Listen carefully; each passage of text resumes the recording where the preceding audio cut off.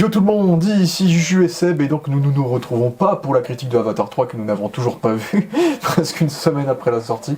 Donc non, nous retrouvons aujourd'hui avec Seb dans le cadre de la sortie du premier trailer de l'Odyssée de Christopher Nolan, et je crois que nous avons très peu parlé de Christopher Nolan sur cette chaîne, alors que ça fait 5 ans, à peu près 5 ans qu'on est sur la chaîne, et je crois que j'ai jamais parlé de Nolan, à part peut-être pour les Batman, quand j'ai dû évoquer les Batman.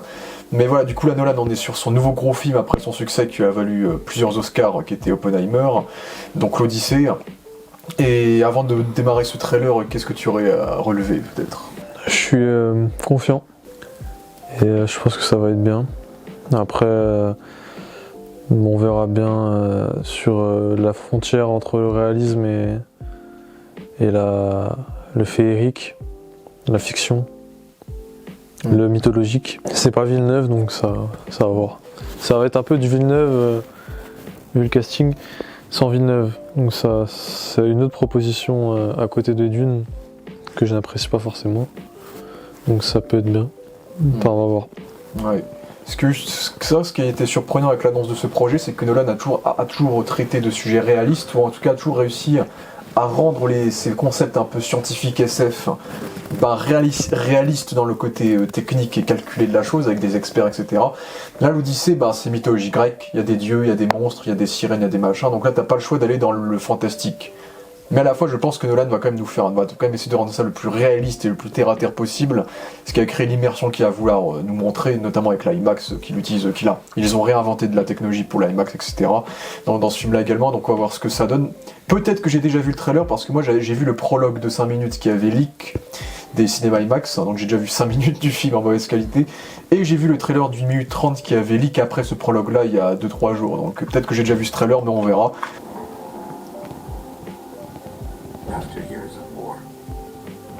Akebim.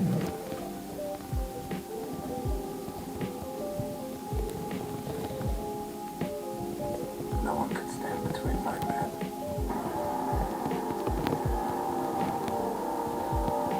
And home. Non, si c'est le trailer qui avait leak, j'ai déjà vu, je crois. Not even me.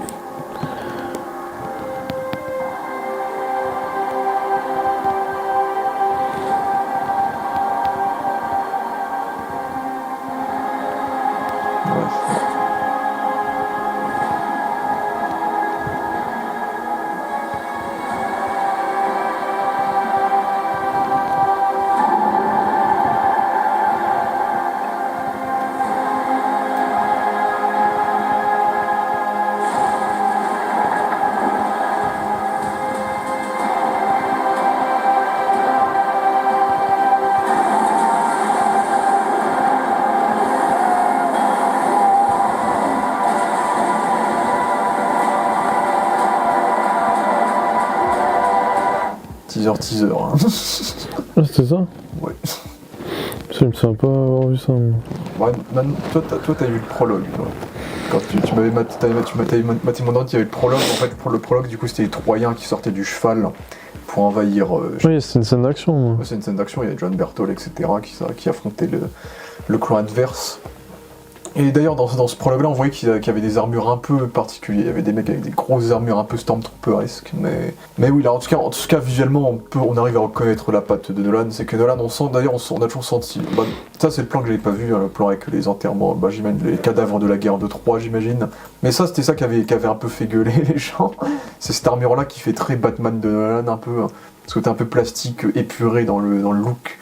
Et beaucoup de personnes se sont plaints dans les premières images du film que tout était trop épuré, trop simple, peu spectaculaire, il n'y avait pas tous les ornements qu'on pouvait avoir dans d'autres grands films épiques antiques. Donc typiquement un truc que Villeneuve aurait fait en termes de DA aussi, je pense, mais c'est vrai que ça rappelle un peu le Batman. Là c'est pas ouf. Là c'est un peu moche. Mais c'est John Berthold. Ouais. Connaître. La photo, c'est un peu celle de Tenet, je crois. On sent que c'est le même directeur photo depuis 15 ans, hein, de toute façon, qu'il a. Sa photo très bleutée, la saturation des couleurs, les armures très sobres, assez sombres, des décors un peu brutals aussi, très simples et très carrés. On va prendre de véritables architectures, donc un côté encore plus simplifié, épuré. Bon, notre casting extraordinaire qu'on va avoir le plaisir de découvrir. le même mois qu'à la sortie de Spider-Man. Le côté bleu, on sent que Nolan, toute sa vie, depuis The Dark Knight, il est obsédé par le fait de reproduire la fameuse séquence avec De Niro dans Hit, quand il regarde la fenêtre avec la silhouette noire devant ce ciel bleu. Ça, il adore le reproduire, c'est son obsession en termes de... Dès qu'il fait une séquence de nuit, il aime bien faire ça. Avec les couchers de soleil, etc. Donc ça aussi, là, on reconnaît un peu sa patte. Donc ça sera le début du film avec le cheval de Troie, qui est aussi assez épuré dans le look, très très métal, un peu plastique encore pour certains. Ça, c'est le plus beau plan du trailer, sans difficulté. Alors, ce sera comme dans Oppenheimer, il y a plein d'acteurs connus qui auront des rôles de 2 minutes. Bon, la fameuse séquence du Cyclope, on tease. Donc, qui sera l'un des plus grands animatroniques créés de l'histoire du cinéma d'ailleurs, vu qu'il a fait un animatronique, il essaie d'utiliser le moins d'effets spéciaux possible. Donc là, on voit un peu la silhouette du Cyclope, du coup. En vrai, il ne montre pas grand chose sur le côté fantastique, parce que normalement, quand on connaît un peu l'Odyssée, il est censé avoir des sirènes, il est censé avoir Circé qui transforme une partie de l'équipage en cochon, tous ces trucs-là. Circé qui sera joué par Charlize Theron, donc ça lui ira plutôt bien, je pense. Donc il n'y a pas tout qui est révélé. Bon, là, je sais pas, la qualité l'a baissé d'un coup. Ah ouais. Puis il y a une espèce de séquence avec des espèces de zombies qui sortent sous terre aussi. C'est lointain. Ça, c'est très beau, ça. La photo, là, ça rend très bien. Une espèce de divinité. Avec la brume. Ouais, donc des espèces de soldats zombies qui vont lui parler. Donc toujours dans ce côté très très réel. Bon, en fait, il y a un petit côté Dune un peu, je trouve. Après, ça a l'air moins cadré, je dirais. Ouais. C'est plus libre, quoi. C'est du Nolan, donc la caméra est plus à l'épaule. Ouais. C'est plus aéré, on va dire. Là où Dune, c'est vraiment strict dans la mise en scène. Après ça, qu'il n'y a pas grand chose à se mettre sous là-dedans. Après, je profite du trailer aussi pour évoquer le casting, quoi. C'est que le casting, il est très très long à évoquer, donc... En fait, ce qui fait que pour moi, c'est pas le film que j'attends le plus de l'année, c'est le casting principal qui ne m'apprécie pas, enfin, je n'apprécie pas forcément, mais... Parce que toi et moi, on n'est pas très très fan de Matt Damon, de base, qui va donc jouer Ulysse, du coup, Odysseus en anglais. Donc... Ça peut aller après je Matt pense que Damon. ce sera ok, mais pour moi, Matt Damon, c'est l'acteur américain classique, un peu gentil... Un peu c'est le mec que tu mets un peu dans tous les rôles passe-partout, tu vois, je trouve qu'il a pas quelque chose de particulier. Après c'est mieux quand même que ça aurait été Pattinson. Ouais, Pattinson après dans le film. Mais Matt Damon, troisième fois qu'il bosse avec Nolan après Oppenheimer et Interstellar. Tom Holland, du coup, qui va jouer du coup le fils de Ulysse, du coup Télémaque, qui lui aussi va voir sa sous-intrigue où il va essayer de rechercher son père et tout. Ah, Odysseus, c'est Ulysse. Ouais, en fait, Odysseus. Et, du coup, en anglais, au lieu de mettre Ulysse, ils ont fait vas-y frère, on va l'appeler Odysseus. Ok. Mais ouais, ça va faire bizarre en VO. Donc le roi Titac. Donc Tom Holland en Télémaque. Donc Tom Holland, c'est vrai que c'est pareil. J'ai du mal avec Tom Holland. Bah oui. C'est quand je le vois Spider-Man quoi. Donc j'ai du mal à voir le. Il faut voir comment il jouera, mais je trouve qu'il a déjà Tom Holland, je trouve qu'il a une voix très très marquée de base. Donc on faudra voir. Bah il a pas de charisme, après on verra ça. Il n'y a que un Spider-Man qui passe, tu vois, je trouve. Donc en plus, ce sera le même mois que le Brand New Day, normalement, en termes de sortie, en juillet. On a Anna Hathaway qui jouera Pénélope, du coup, la femme d'Ulysse. Bon, elle, ça va encore, j'aime bien Anna Hathaway. Bon, très souvent dans les Nolan. Qui avait joué Catwoman et qui avait joué dans Interstellar. Donc ça fait quand même 10 ans qu'elle n'a pas joué pour Nolan. Du coup, on a Robert Pattinson qui va jouer Antinous. Antinous qui est l'un des hommes qui va profiter de l'absence d'Ulysse pour draguer Pénélope et pour devenir le nouveau roi d'Ithaque. Donc ce sera l'un des antagonistes du film. Ok, à voir. Donc Pattinson qui était dans Tenet, du coup. Pourquoi pas? Ouais. Mais au moins il joue pas Ulysse, parce qu'en Ulysse ça aurait été compliqué. Ça va être l'année où il va jouer des méchants, parce qu'il devrait jouer le méchant dans Dune 3 aussi, cette année. Et Lupita Nyong'o, ça c'est bien ça. Lupita Nyong'o qui devrait jouer, à ce qui paraît, elle jouerait peut-être 2 rôles, c'est pas sûr, mais elle jouerait la femme de John Berthold et peut-être un autre rôle. Il faudra voir, mais ouais, Lupita Nyong'o aussi. Zendaya est là parce qu'il y a Tom Holland. Bon, Zendaya pareil, osé. Surtout quand j'ai vu surtout on avait vu les photos d'elle en Athéna où elle est juste avec du tissu, genre. Mais Athéna, du coup, c'est la femme du fils. Athéna, c'est la déesse de la guerre. Ok, elle a rien à voir. C'est la déesse de la guerre qui va essayer de protéger Ulysse durant son périple. Mais c'est vrai que moi, quand je vois dans les photos, je vois Athéna, c'est Zendaya. Après, je pense que Nolan, c'est le mec, quand il y aura des dieux qui vont apparaître, il va juste faire apparaître des mecs normaux, tu vois, des gens humains, genre. Il va pas faire des trucs ostentatoires, extravagants, etc. Donc quand tu vois les photos d'Ulysse et Zendaya dans le film, bah tu vois juste Zendaya avec Ulysse, quoi. Je vois pas vraiment Athéna, quoi. Donc je suis pas convaincu par ce casting-là. Charlize Theron en Cersei, bon, je pense que ça passera très bien. Cersei, Charlize Theron. Dans le film. John Berthold, du coup, qui va jouer Ménélaüs, qui est le meilleur ami de Ulysse et celui qui va devenir le roi de Sparte après la prise de Troie, qui va beaucoup interagir avec Tom Holland. Parce qu'en gros, Tom Holland va aller le voir pour savoir où est Ulysse, genre.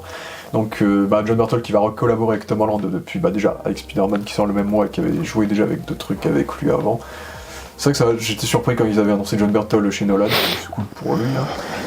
Hein. Benny Safdie qui est aussi réalisateur, vu qu'il a fait le film avec The Rock, là, Smashing Machine, qui était d'ailleurs dans Oppenheimer, du coup, qui va jouer Agamemnon, je crois que c'est lui qu'on voit justement au début du trailer avec le casque, là. C'est Benny Safdie, du coup.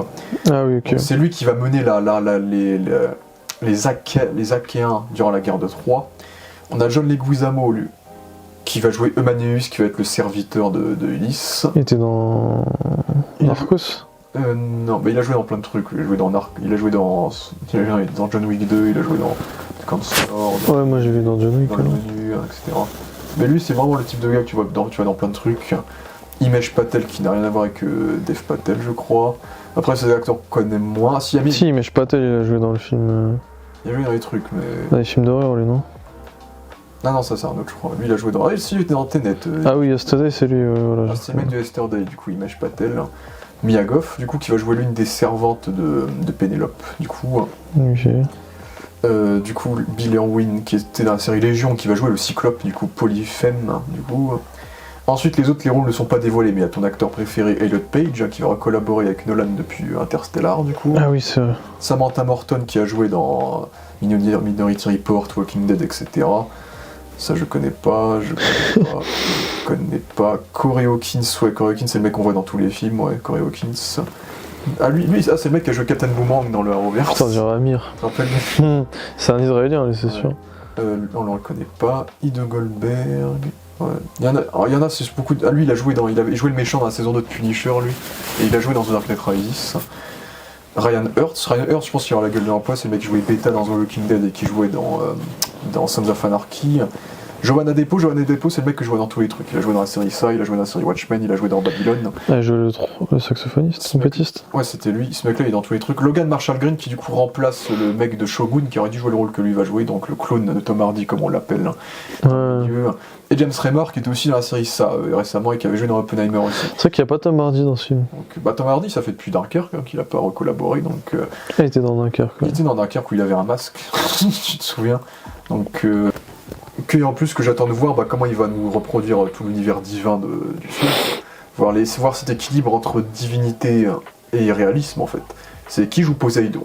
Oui, est-ce qu'il y aura Poséidon? Je me demande presque s'il y a Poséidon, parce qu'il y avait des rumeurs qui disaient qu'il voulait Robert Downey Jr. pour jouer Poséidon après qu'il ait eu son Oscar dans Oppenheimer, mais comme Downey Jr. maintenant il est occupé à jouer Doctor Doom, a priori c'est pas lui, donc a priori Poséidon on sait pas. Donc je serais déçu s'il nous met pas Poséidon. Même les sirènes, on n'a pas d'actrice pour les sirènes, il y a plein de trucs qui peut nous cacher, hein, donc faut voir ce qu'il va nous faire. Je pense que ce sera un gros film de 3 heures, épique, romantique, etc. Grèce antique, donc on verra ce que ça donne. Mais en tout cas, moi, la DA, ça me dérange pas, la DA épurée. En tout cas, ça ressemble pas à un autre film de Péplum, tu vois. C'est une DA à la Nolan qui rappelle un peu le Batman un peu plastoc, noir.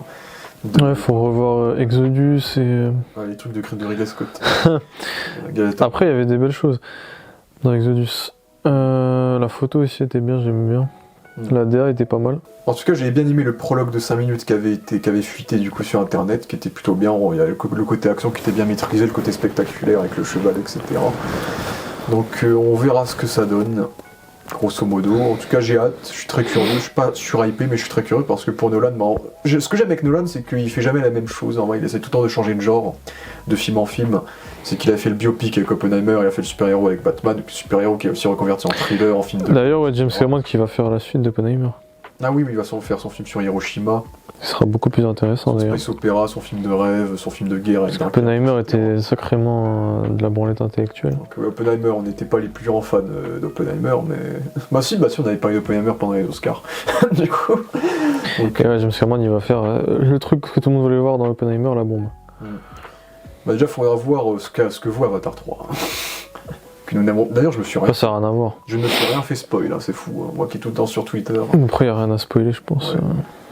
Donc voilà, en vrai, il n'y a pas grand chose à dire de plus. C'est que ce sera du brut, il a tout tourné pour de vrai, il a inventé la technologie, il a tout refait pour de vrai, donc ça va être authentiquement vrai. Donc le Cyclope, avec son petit œil là, Ok. ressemblera à ça. Ouais, film d'horreur un peu. Ouais. Parce que déjà, il avait commencé à insuffler des petits éléments d'horreur un peu dans Oppenheimer. Est-ce qu'il veut pas continuer sur cette On lancée? dirait It Follow. Donc on verra. En vrai, j'aurais plus ça de voir les making-of du. Et d'ailleurs, il y a le prochain film. Il tient un gars d'ailleurs, il tient un gars sur sa main. Il y a le prochain film de David Mitchell, non? Oui, c'est l'année prochaine, normalement, son truc de dinosaure. Teaser assez calme, pas trop d'informations, c'est vraiment du teaser de teaser. Donc je pense, en vrai, c'est très probable qu'on se revoie pour Spider-Man Brand New Day. C'est très probable que le trailer sorte cette semaine aussi, qui avait fuité de façon dégueulasse. Ouais, qui donnait pas envie, hein, le trailer. On voyait que dalle dedans, mais on va en parler. Ça avait l'air prochainement, moche, je pense. ça avait l'air très moche. Mais en tout cas, l'Odyssée, voilà, on attendra qu'il y ait un trailer plus complet ou pas. Je sais pas si je referai une réaction. Là, j'en ai profité pour parler globalement du film et de Nolan, puisqu'on en a jamais trop parlé, donc comme ça c'est fait. Donc voilà, en tout cas, merci à tous d'avoir vu cette vidéo réaction. Dites-nous ce que vous avez pensé, et puis on se reverra pour Avatar 3, je l'espère. Qu'on le regarde enfin. Allez, ciao.